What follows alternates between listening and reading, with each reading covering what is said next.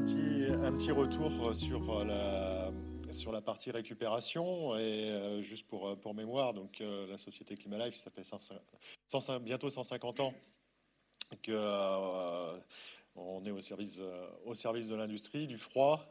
C'est une société familiale qui a toujours eu souci de l'innovation avec, dès le départ de la récupération, était présente sur la Convention de 93 et a apporté un certain nombre d'éléments dans ses actions au fur et à mesure pour suivre la récupération, pour suivre les possibilités de mise à disposition d'emballage, etc. Et avec également toutes les applications qui vont avec. Et aujourd'hui, c'est vrai que l'économie circulaire, la récupération est vraiment un enjeu important parce que la récupération en Europe, on va faire un petit point rapidement, c'est une récupération qui est en hausse. Puisque depuis 2016, c'est plus 30%, ça a été multiplié par 4 depuis 2013. Donc la récupération est vraiment quelque chose qui se fait de plus en plus en Europe. Malheureusement, très difficile d'avoir des chiffres au niveau européen puisque tous les pays ne font pas de monitoring de la récupération et des usages. Mais on voit quand même que, d'une manière générale, les obligations qui sont liées au gaz fluoré sont très suivies et sont récupérées de mieux en mieux. Malheureusement, il y a une petite chute en termes de récupération depuis quelques années, enfin non pas en termes de récupération, mais en termes de traitement, puisque depuis 2018, il y a beaucoup plus de produits en destruction. Alors c'est lié à plusieurs facteurs, c'est lié notamment à une série d'équipements, de très vieux équipements qui sont arrivés vraiment en fin de vie, mais c'est surtout lié à l'augmentation des mélanges de produits et la difficulté de traitement. Aujourd'hui, les HFC régénérés, ça contribue à peu près à 8% de l'utilisation de produits vierges. C'est à peu près ça en Europe, selon le dernier EEA report européen. Pardon. Et c'est 8%, ça fait 3% de l'approvisionnement, c'est à la fois pas beaucoup et c'est à la fois beaucoup. Mais on pourrait encore aller un peu plus loin. Parce qu'aujourd'hui, on est dans une approche linéaire qui est forcée, dans le sens où on a une augmentation des impuretés dans les gaz à effet de serre, dans la récupération des gaz à effet de serre fluorés. On a une augmentation des typologies de produits. Merci Bernard.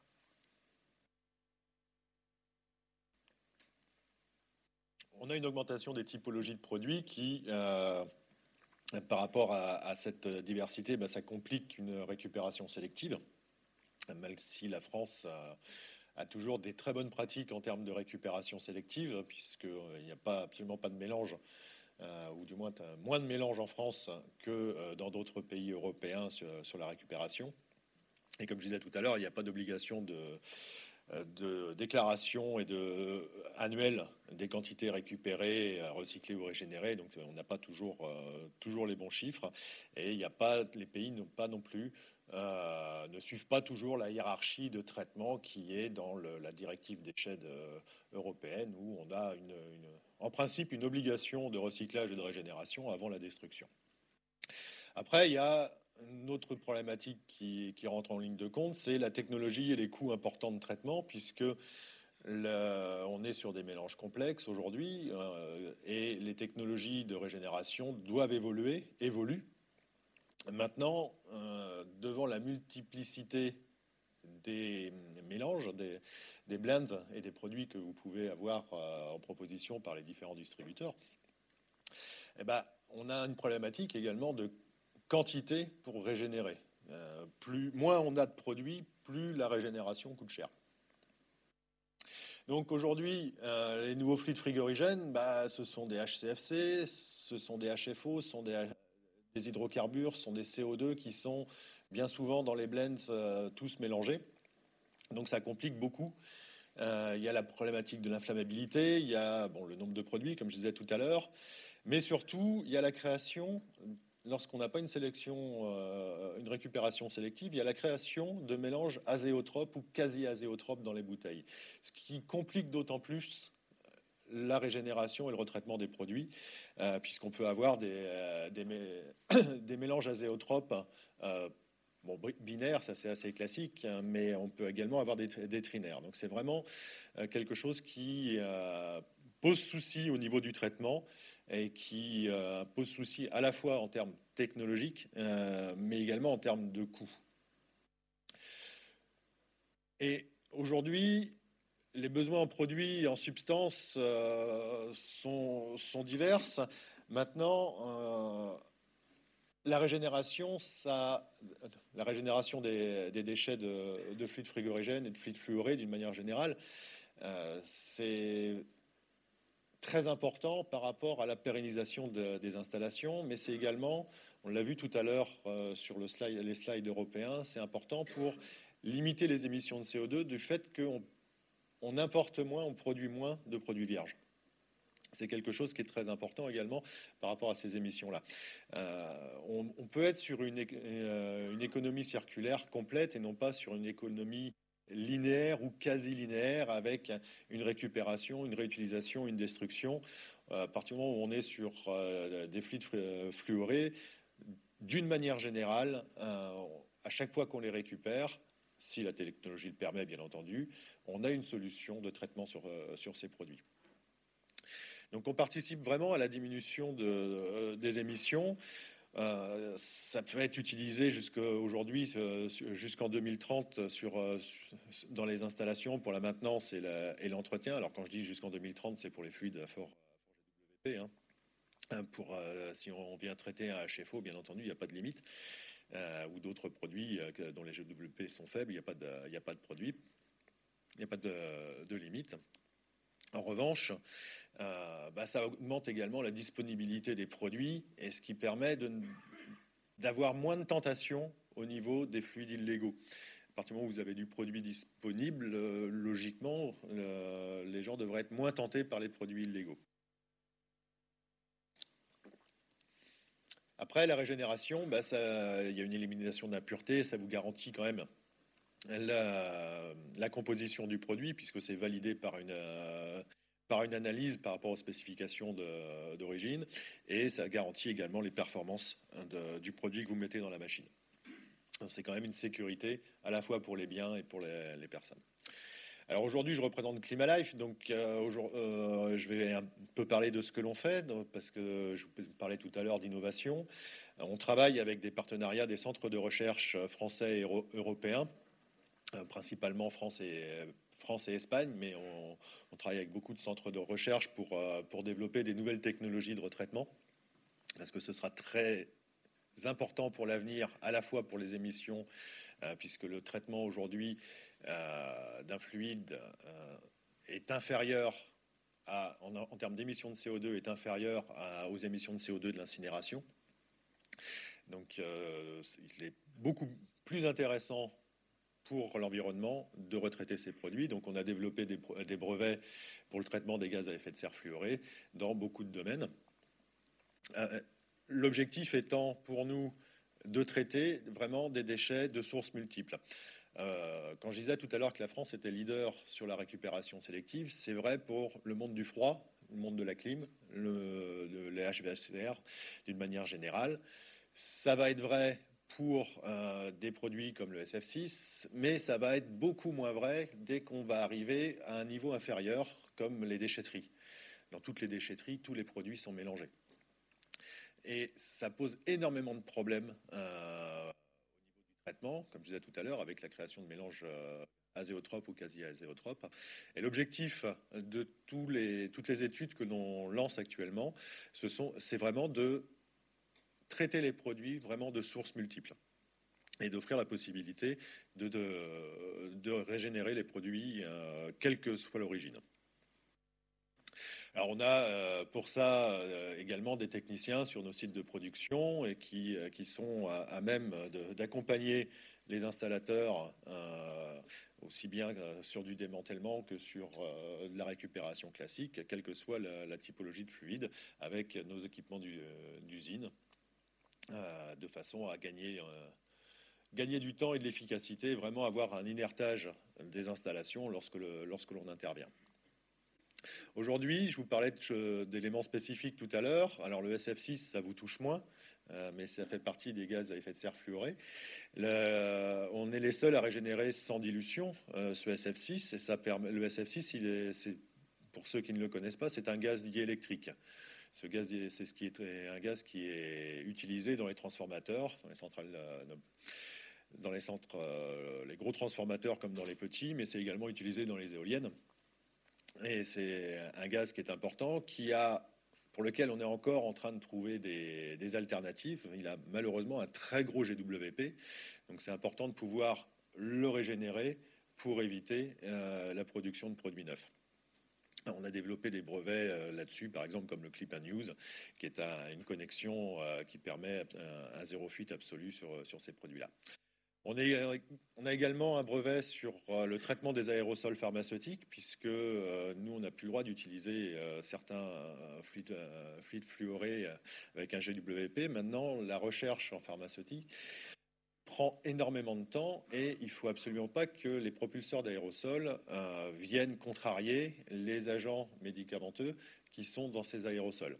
Donc il y a énormément de tests, à la fois des tests de fonctionnement, mais également des tests sur les effets à moyen terme et à long terme sur les médicaments. Donc ils ont encore beaucoup de fluorés dans notamment par exemple pour la ventoline, si ça parle à certains d'entre vous. Et aujourd'hui, on récupère ces cartouches pour traiter le gaz qui reste dans ces aérosols. Et on fait un traitement complet puisque on récupère à la fois la cartouche, à la fois les métaux que l'on met en recyclage derrière, et on sépare avec les produits médicamenteux qui restent dans le gaz pour pouvoir utiliser après le fluide frigorigène, enfin le propulseur en l'occurrence, en fluide frigorigène.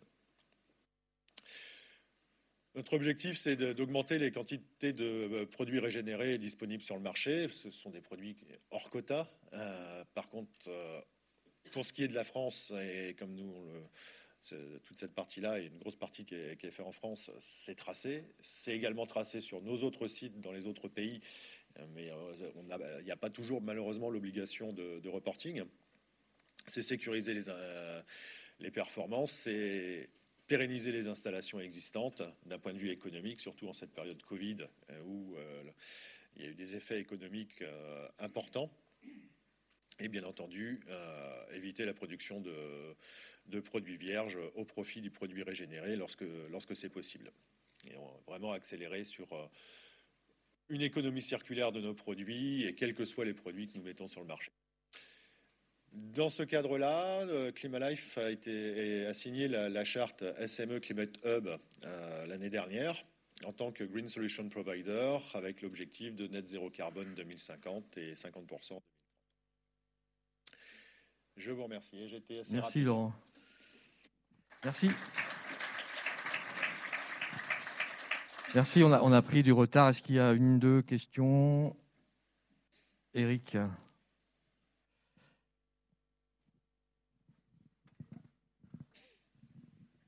Bonjour Laurent. Bonjour Eric. J'avais une petite question concernant la régénération dont tu faisais part. Est-ce que ça concerne essentiellement aujourd'hui les HFC qui ont un GWP supérieur à 2500, ou finalement ça couvre de manière équilibrée tous les fluides frigorigènes, y compris les HFC faibles GWP ou les HFO, voire même l'ammoniac ou les hydrocarbures? Alors, l'ammoniac n'est pas un fluoré, comme tu le sais. Oui. Mais oui, la récupération de l'ammoniac, vous en faites tous, du moins pour ceux qui l'utilisent. C'est vrai que les modes de traitement de l'ammoniac sont aujourd'hui assez limités du fait du coût de l'ammoniac, parce que il y a toujours la partie économique qui rentre en ligne de compte, et ça coûte beaucoup plus cher de régénérer de l'ammoniac que d'en acheter du vierge, donc on n'aurait pas de marché pour le revendre. Donc à part le marché de l'alcali, il n'y a pas grand-chose. Par contre, pour tous les autres fluorés, oui, on est sur tous les fluorés, que ce soit les HFC ou bien les HFO, et c'est pas une question de GWP. Là après, on va être pragmatique. On va regarder ce qu'on peut faire du produit une fois qu'il est régénéré aussi. S'il n'y a pas de marché, on ne va pas récupérer un produit et pour le stocker et rien en faire. Donc, s'il n'est pas régénéré, il est détruit, du coup. S'il n'est pas régénéré, il est détruit, tout à fait. Merci. Merci Laurent. Donc Merci. récupérer, retraiter et réutiliser les 3 R, c'est quelque chose qui est important, ça fait partie de la contribution. Oui, ça va réduire la pause si vous êtes responsable. Bonjour, Éric Lermite, EDF. En supposant que la future F-Gaz interdise l'utilisation de fluide de R134A neuf à partir de 2025, qu'il n'y ait que du régénéré, est-ce que vous avez une vision? Donc, j'imagine que Climalife serait capable de produire donc du R134A régénéré. Vous allez me le confirmer. Est-ce que vous avez une vision sur la possible pénurie à court terme du R134A au regard du nombre d'utilisateurs qu'il y a actuellement de ce fluide? Alors, je vais faire une réponse un peu comme Oliver tout à l'heure. Je n'ai pas non plus de boule de cristal et c'est très compliqué. La régénération et la disponibilité des produits régénérés est directement liée à la récupération. Le gros du marché des fluides fluorés, quelle que soit leur utilisation, c'est vrai que les aérosols pharmaceutiques, il y a effectivement beaucoup de 134, il n'y a pas que ça, mais il y en a aussi. Mais le gros de l'utilisation, ça reste le HVACR. Donc, si on veut avoir du produit disponible, il faut le récupérer dans le monde du froid et de la climatisation. C'est là où on va pouvoir apporter de la disponibilité. Maintenant, effectivement, si demain, à court terme, comme vous disiez, 2024, des produits comme le 134 en produits vierges venaient à être interdits, oui, on aura des problèmes d'approvisionnement. On a la capacité, nous, de fournir du régénéré. On aura la capacité de fournir du régénéré de quasiment tous les produits pour lesquels il y aura un marché.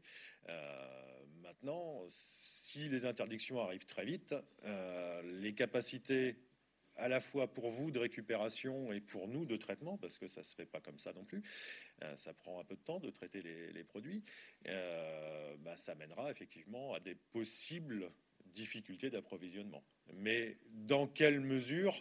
On sait qu'on a déjà de toute façon un manque entre la disponibilité de produits vierges et c'est la slide. Je vais revenir.